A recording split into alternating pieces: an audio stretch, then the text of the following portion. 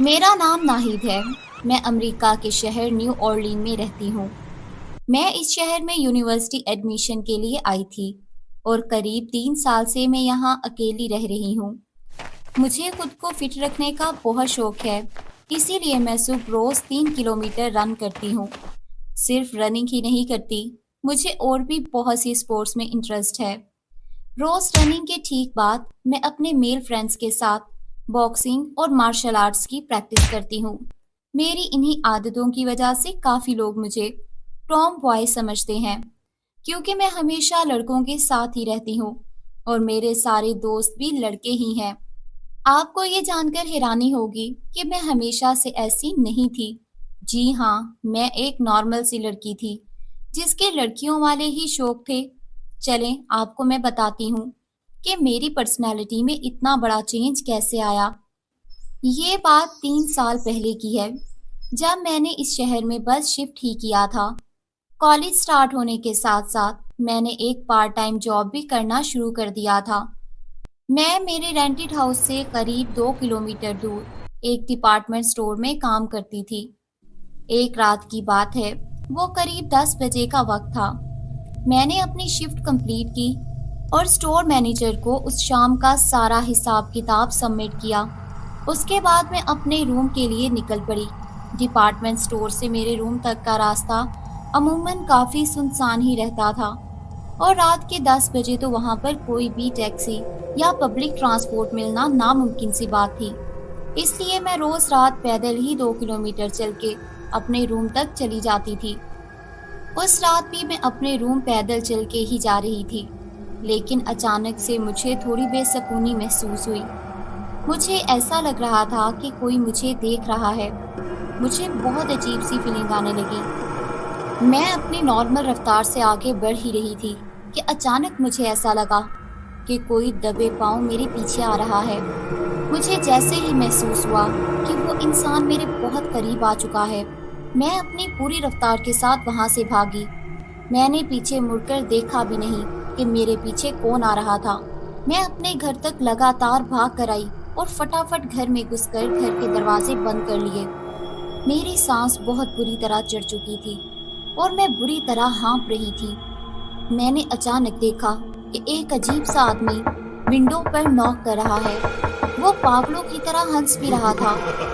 मुझे यकीन नहीं हुआ कि मैं जिससे बच के इतनी तेज भागती हुई आई हूँ, वो अब मेरे घर तक आ पहुंचा है।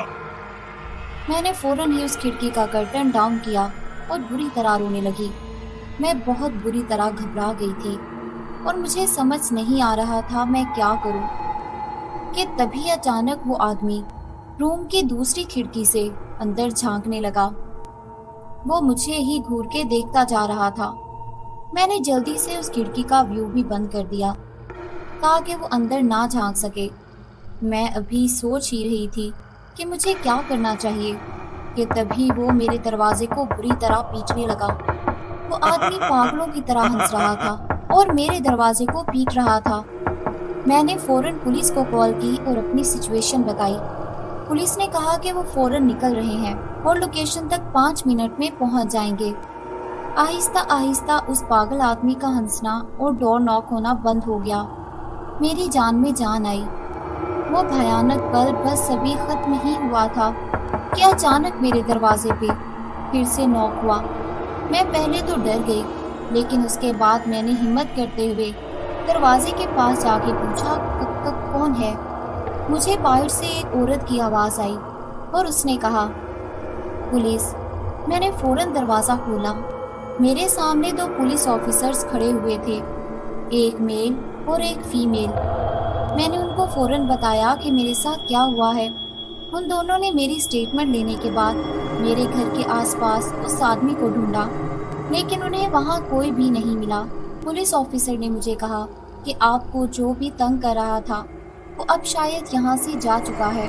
आप फिक्र मत कीजिए और अंदर जाके घर को अच्छे से लॉक कर लीजिए। ये मशवरा देकर वो दोनों ऑफिसर्स वहाँ से चले गए। मैंने भी उनकी बात मान ली और दरवाजे को लॉक कर दिया। मैं बस अभी अपने सोफे पर आराम से बैठी ही थी कि अचानक मुझे मेरी राइट साइड पर कुछ हलचल सी सुनाई दी। میں نے جیسے ہی سائڈ مڑ کر دیکھا، وہ آدمی بالکل بغل میں کھڑا تھا۔